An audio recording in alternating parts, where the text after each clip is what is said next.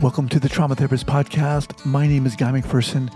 I interview incredible people who've dedicated their lives to helping those who've been impacted by trauma. A big thank you to our sponsors and our guests who are supporting this show.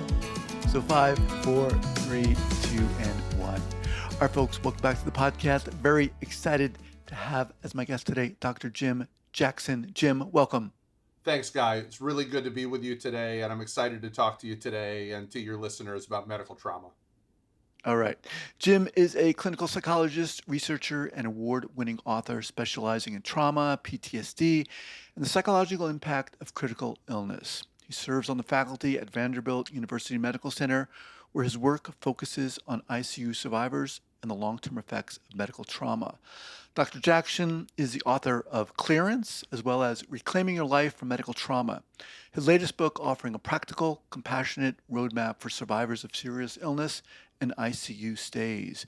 Drawing on clinical experience and patient stories, the book helps readers understand post-intensive care syndrome, process trauma, and rebuild a sense of meaning and identity after medical crises.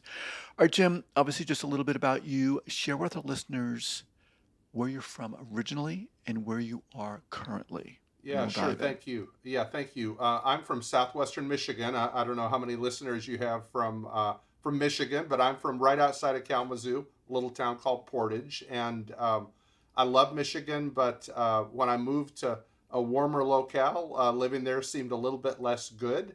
And I now live in a place where they don't have 6 months of winter, and that is in Nashville, Tennessee. I've been here for about 25 years. Awesome. All right, so we're going to get into the book. I'm really curious how you started out, how you got pulled into this field in the first place, and then more specifically, trauma and the effects of critical illness and chronic illness secondarily. But how did it all begin for you?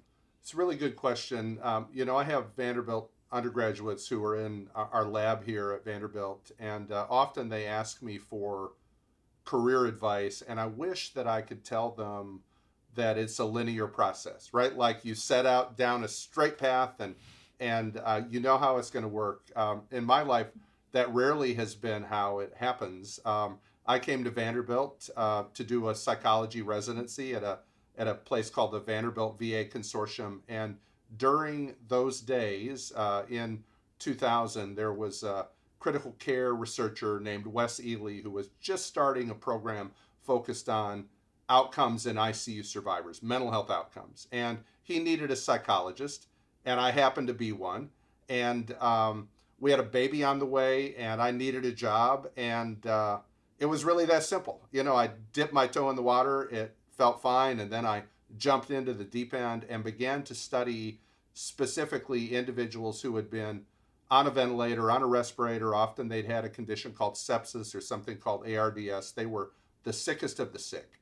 And in dealing with them, what I noted, again, this is almost a quarter of a century ago, what I noted was that often they had recovered physically very well.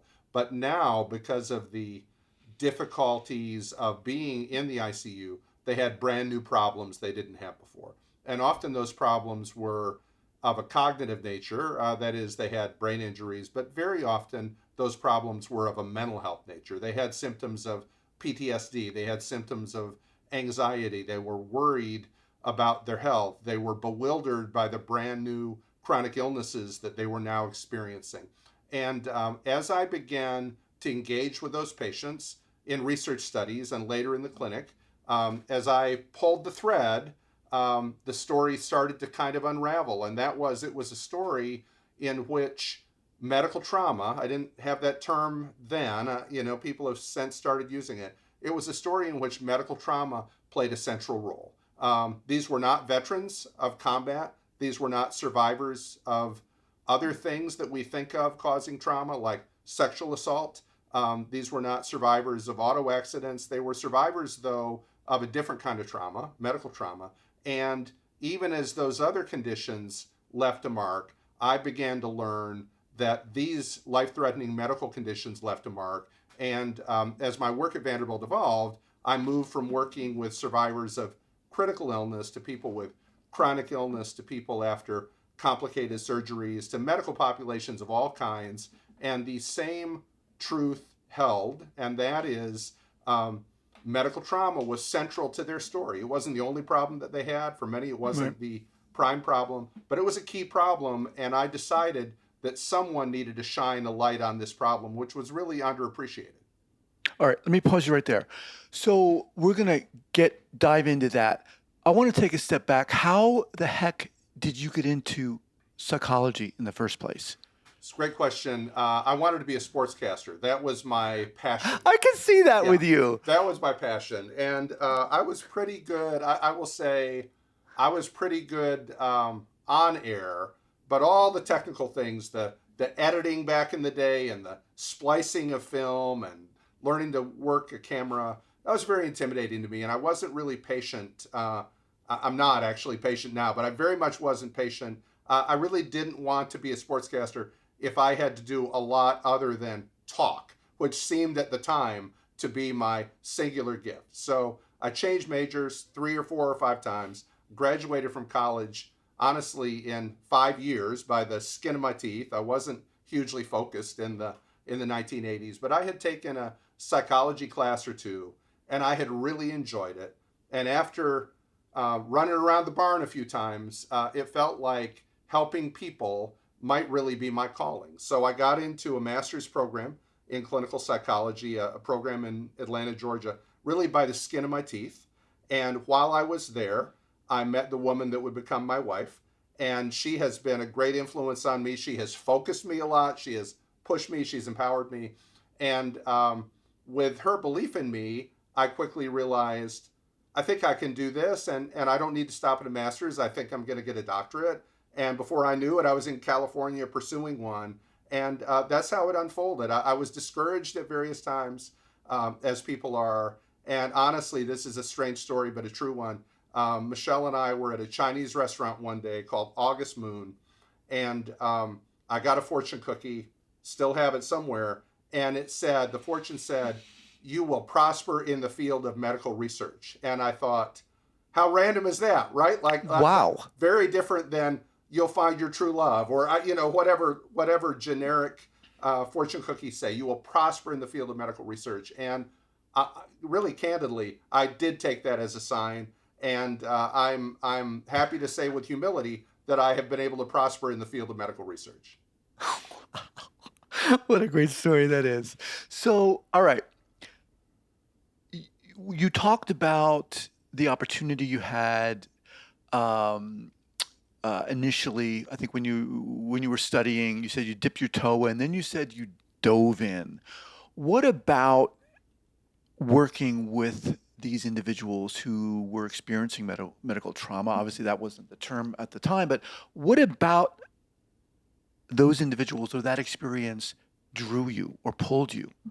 Yeah, it's a great question.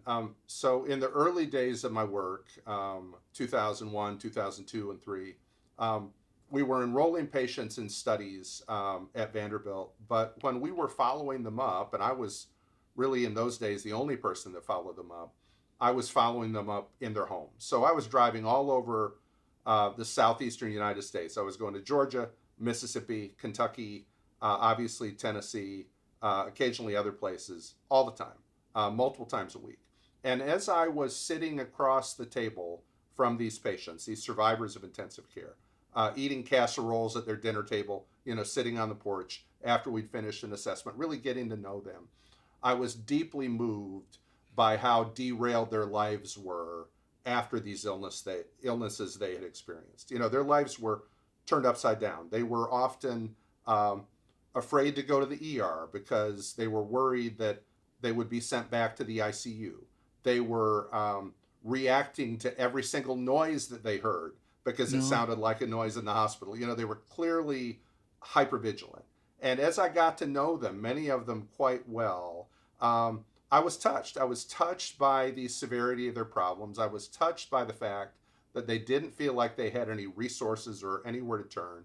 And when that happened, I thought, the least I can do is not dip my toe in, but jump in the deep end of the pool and really figure out how we can help those people. And that led to a lot of developments. One thing it led to was to the creation of a clinic for ICU survivors that I co-founded with my friend and colleague, Dr. Carla Seaven. It's called the ICU Recovery Center at Vanderbilt. And that Wow. clinic has been going for about 13 years now. And it's been dedicated to ICU survivors, and not only them, but to people with life threatening illnesses of all kinds who have complicated problems, cognitive and mental health and physically driven problems. And people have come to us in the clinic really from all over the United States, from probably 30 different states.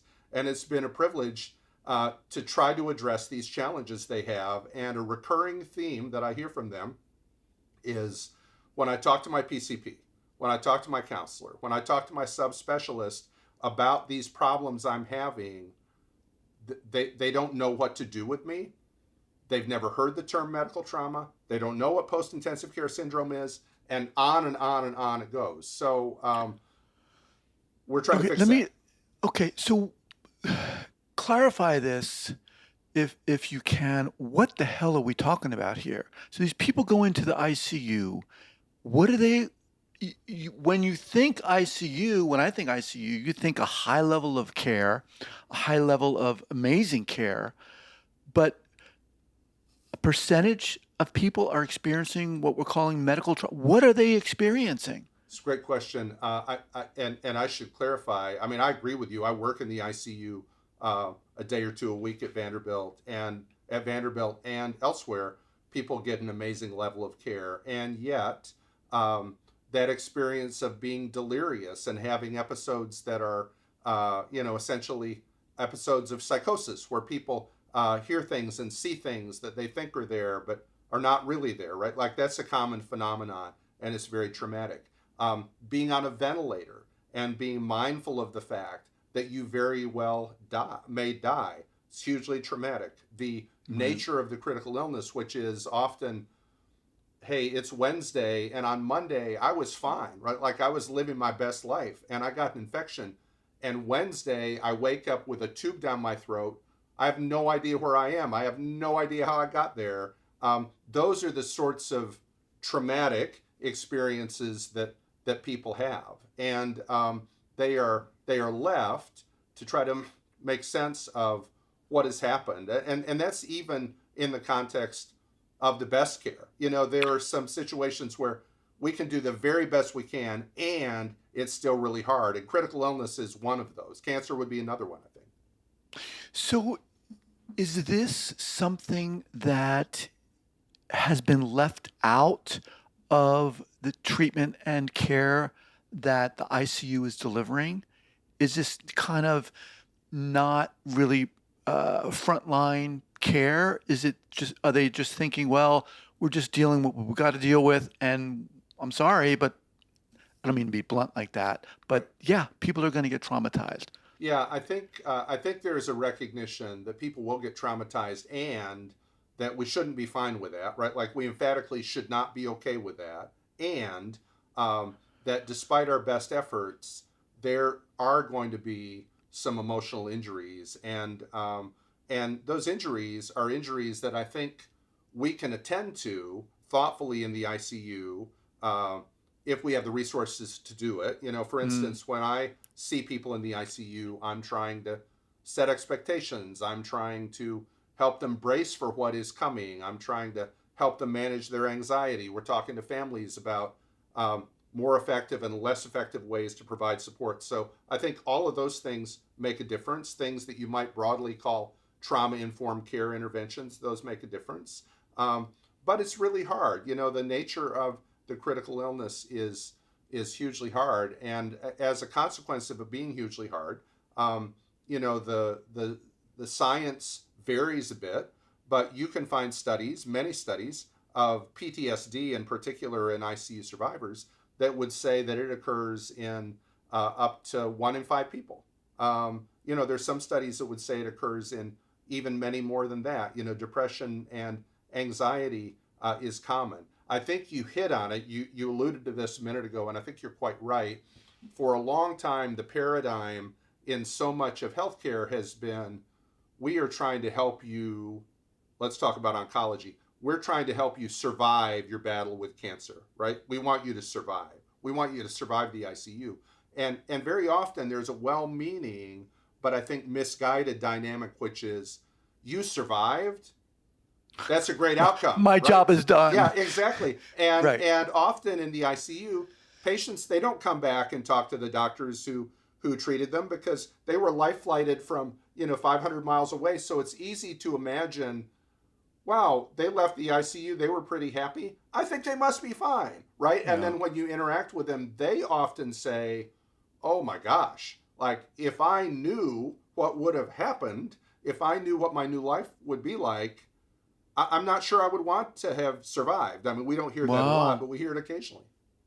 All right. Let me just remind everyone I'm speaking with Dr. Jim Jackson. He's a clinical psychologist, and we're talking about his book, Reclaiming Your Life from Medical Trauma. So let's get into this book here. And I want to hear some stories. Why did you write this book, first off?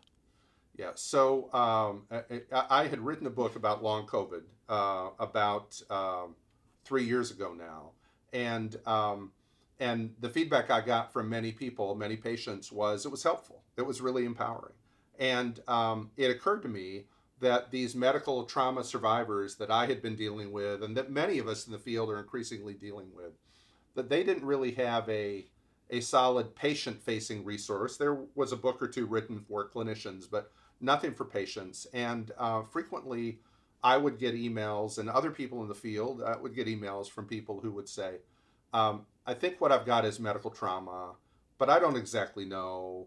And I need a guide, I need a resource. Can you help me? And occasionally they would come to Vanderbilt, but often that wasn't practical, for whatever reason.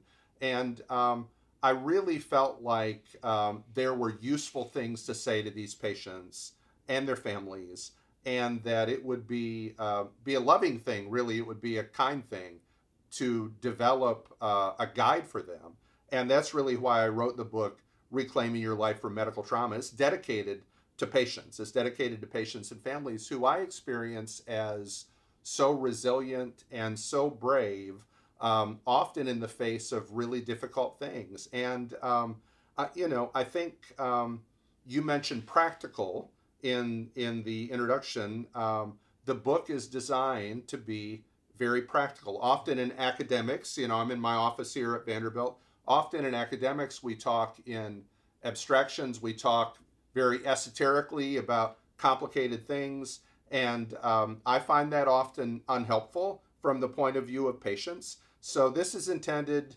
A lot of my analogies have to do with food, so forgive me, but this is intended to put the cookies on the shelf where people can reach them, right? Like this is accessible, and it's a story in the book. It's a story of realism and hope, and I would hold those two things together. Like reclaiming your life from medical trauma is no simple thing, right? As you know from interviewing countless people with expertise in trauma and PTSD, reclaiming your life is no simple thing, and making progress is indeed possible. So trying to hold both of those things together, that it's not about rainbows and unicorns, right? It's not simple, and it's satisfying, and you can find a way to live a meaningful life even in the midst of difficult things, even in the midst of medical trauma. And I think that last idea is really a central theme, really one of the central themes of my life as somebody who has a chronic illness. That is, in an ideal world, we could take a giant eraser and just make every symptom go away, right? We just erase it from a whiteboard. In the actual world, that's not how it works. And we should seek to reduce suffering, absolutely. But if we can't, there's still a way to live a meaningful life. That's the theme of the book. Share with us, Jim, if you can, an individual who maybe stood out to you or inspired you or maybe even solidified this idea of I need to do this work. Some years ago, I appreciate the question, and I'll change the details a bit as I do in my book to preserve confidentiality. But some years ago, we had a patient at Vanderbilt, and I think about her a lot, candidly.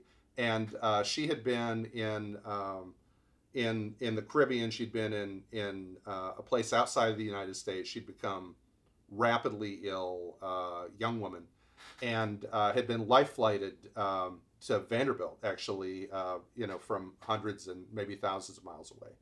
And she had a profoundly severe critical illness, and among many other things, it resulted in the amputation of most of the toes on one of her feet.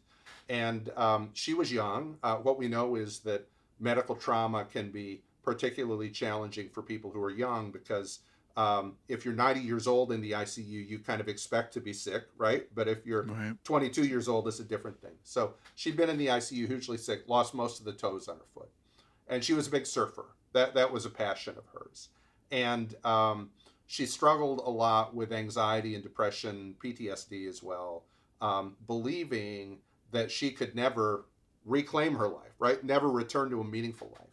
And I worked with her. Other people worked with her to support her. She was delightful, and she transitioned away from Tennessee and did what she did. And a year or so later, I got an email from her, and it had a video attachment, and I really cried when I opened it. It was a picture of her on a surfboard. She was surfing. She was surfing. It was so beautiful. And there was a comment in the email, and it said, basically, it said, I'm proving that you don't have to just survive after a disruption like this, but you can actually thrive. Wow. And I love that. And if she was with us today, I think she would say that all the reconstituting and dealing with a new identity and dealing with the trauma was gigantically hard, and that she had found a way to embrace this new life in a manner that reflected real beauty. And so I Hmm. think of her, honestly, probably not a month goes by that I don't think of her.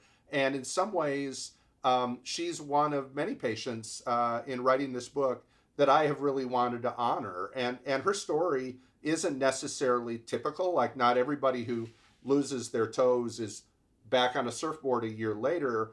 But I think her story is really potent because it shows what can happen, right? What It's can very happen. hopeful, yeah. Super hopeful. So, as I'm looking at this and thinking about this, we have the ICU where this incredible amount of care and depth of care is taking place. And oftentimes, or even because of that, people are experiencing trauma. It's Yes. traumatic. Like you said, you give us examples of just the fact of waking up with I can imagine that happening, waking up with a tube down your throat. But is there a point at which the ball is being dropped in a sense? Are they not providing enough psychological care in that moment? Yeah. I think that's right. I do think that's true. I mean, we could count on a hand or two the excellent psychologists around the United States who work in an ICU setting. My friend Megan Hosey at Johns Hopkins, my friend Aaron Hall at Geisinger Medical Center. It's a short list though, and where mental health professionals are working, they're making a huge difference. But it's partly a resource problem. I think it's not Mm, necessarily a lack of will problem, but it's a resource problem. At academic medical centers, there are often many psychologists around, but there are vast numbers of ICUs, right? The majority of ICUs are not at Vanderbilt Medical Center, they're not at Yale, they're not at MGH, right? They're not at Columbia. And many of the hospital systems that have ICUs don't have a single psychologist on the team at all, or hardly any. So we've got to find a way to bridge that gap. But I think the other issue is there is still a little bit of a lack of awareness, I think, and that is a lack of awareness of the magnitude of the problem represented in the ICU. And I would zoom out and I would say there's a lack of awareness of the problem represented in so many populations, right? In people with autoimmune diseases who were never in the ICU, let's say, but who are battling with a very real trauma of a chronic illness, right? Right. In a birthing suite where someone has had an emergency C-section, right? And that's gigantically traumatic. And it's very likely with that patient that in the hospital, someone gently and thoughtfully nurtured them. But when they leave and they come back for their follow up, it kind of falls off, right? So I think in Hmm. general, we need to do better. We need to do better. And one of the things I'm hoping that reclaiming your life from medical trauma will do, one of the things I'm praying it will do, is it will shine a light on what I think is a hugely underappreciated public health problem, right? And that is that trauma isn't just combat, right? Trauma isn't Right. just a motor vehicle accident. Trauma is wide ranging medical experiences. And sometimes that trauma may be a small t, right? If we want to use that term. And sometimes that trauma might be profound. But I think, what I've learned is I need to be careful and not assume um, how significant a trauma might be, right? Because there are some things that my patients have been completely derailed by that I initially thought were not hugely problematic, right? But Right. they've rocked their world. Equally, I've had patients who've been exposed to extraordinary trauma and seem to be okay. So there are all these paradoxes, right? And I think the truth is there are people with medical experiences of all sorts where those experiences have left a mark, and crucially, that mark leads to lasting struggles in their day-to-day functioning and in their relationships. As we kind of wind down here, Jim, what is it that allows you to do this work? Yeah, I love the question. I went to see my own therapist just a couple days ago. Actually, it had been a while since I had connected with her, and that was a source of such support. Leaving her office, I realized, I maybe need to get back a little more regularly, right? Than I have been. That's been hugely helpful. I've got a family and friends that support me. I'm part of something called the Critical Illness, Brain Dysfunction, and Survivorship Center. It's a research group that is filled with people. We're all pulling in the same direction, and we're interested not only in science but also in creating a culture where we support each other. And I think the other thing is, excuse me, I think the other thing is um, my faith. I talk a lot about my faith in the book in a way that I think is careful and thoughtful. I never want to impose it on anyone else, but for me, it imbues in me a sense of purpose, and that sense of purpose is what keeps me going. Right? Like you can have a strong sense of purpose, and if you ignore boundaries and you don't attend to your own mental health needs and you ignore warning lights, that sense of purpose is only going to get you so far, right? Like you Right. need more than a sense of purpose. But if you have a sense of purpose, which my faith provides, and you build around you supportive structures and support systems, and when these yellow lights are blinking, you attend to them, I think you can do really hard things. And I'm grateful to be able to do this work. Some years ago, I talk about this in the book, and I'll be really quick. I had a car. We'd moved here from California. I had a car, and the check engine light went on one day, and I took a post-it note. I had some post-it notes in my car, and I took a post-it note and I covered the check engine light up, and I just kept driving because I was really busy, and felt fine. Right, I'm not seeing the warning light. And one night, about 5 months later, the engine seized up and the car started shaking, broke Mm. down. And the next day, I sold it to the scrapyard for $50. Right? I had ignored the warning lights. And I think what I've realized is in this stressful work, caring for people with medical trauma, for me and other providers, there are warning lights, right? Warning lights that your life is out of balance. And when your life is out of balance, that's not good for you, but also it's not good for your patients. So I try to be better at checking those warning lights and not covering them up with post-it notes anymore because that doesn't actually serve anyone very well. Love that. Um, all right. So as we kind of wind down here, who's the book for? The book is for the many, many patients and their families who are in the throes of medical trauma. As I travel around the country as I ride in the back of a lift, as I sit next to somebody on the airline. Um, when I broach the topic of medical trauma, when I talk about the book, this is a broadly resonant theme with people, right? Like people say, hey, I was in the ICU, or, my mom has really struggled after that miscarriage, or, whatever it might be. When my dad developed dementia, that was really hard on me, right? So people relate to the idea that medical difficulties, they leave a mark. So the book is for those people, and is practical and accessible. I think the book is also for clinicians who want to quickly get a useful lay of the land and who are open to the idea of learning about a message. That message is, man, there are a huge range of problems that we know how to solve, right? Like people know how to treat PTSD, right? Like people know how to treat anxiety and depression.